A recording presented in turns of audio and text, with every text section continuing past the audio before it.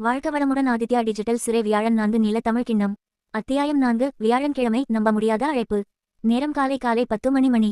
ஆதித்யா விடிய விடிய மயூராவுக்கு வாட்ஸ்அப்பில் மெசேஜ் செய்த களைப்பால் ஆதி டிஜிட்டல் சிறையில் உறங்கிப் போனான். மயூராவின் செல்போன், அவளது செல்போன் ஒரு மெல்லிய பீப் சத்தத்துடன் மினுமினுத்தது.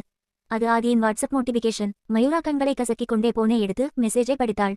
மயூரா, நான் ஆபத்தில் இருக்கிறேன். நம்ப மாட்டாய், நான் என் போனுக்குள் மாட்டிக்கொண்டேன். உடனடியாக என் போனை எடுத்துப்பார். அல்லா செய்யாதே, எனக்கு உதவி செய். மெசேஜை படித்து முடித்த மயூராவுக்கு லேசாக கோபம் வந்தது.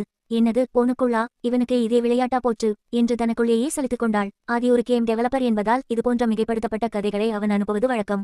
இவனை ஒரு போன் பண்ணி கேட்கணும் என்று முடிவெடுத்தவள் உடனே ஆதிக்கு அழைப்பை தொடங்கினாள். ஆதித்யாவுக்குள் செல்போனின் டிஜிட்டல் உலகில் நின்றிருந்த ஆதிக்கு அவனது உலகம் முழுவதும் அதிர்வது போல ஒரு பிரம்மாண்ட அழைப்பு சத்தம் கேட்டது. மயூரா காலிங் என்று மிதந்ததைக் கண்டு அவன் துள்ளி குதித்தான். அபே, போனை எடு, நான் உள்ள இருக்கேன் என்று கத்தினான். வெளியே அபியின் அறையில் போன் தலைகீழாக கவுத்தி வைக்கப்பட்டிருந்தது. ரிங் சத்தம் கேட்டாலும் அபி ஆழ்ந்த தூக்கத்திலிருந்தான். அழைப்பை ஏற்க ஆதி இல்லை. போனின் டிஜிட்டல் சத்தம் மட்டுமே வெளியே மெல்லிய ரிங் போல ஒலித்தது. மயூரா தொடர்ந்து ரிங் செய்தாள். அழைப்பு ரிங் ஆனதை தவிர ஆதித்யாவிடமிருந்து எந்த பதிலும் வரவில்லை.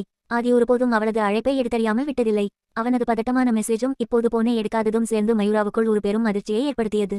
மயூராவுக்கு இது ஒரு விளையாட்டு அல்ல என்பதை உணர்ந்தாள். அவள் உடனடியாக ஆதியின் வீட்டை நோக்கி புறப்பட தயாரானாள்.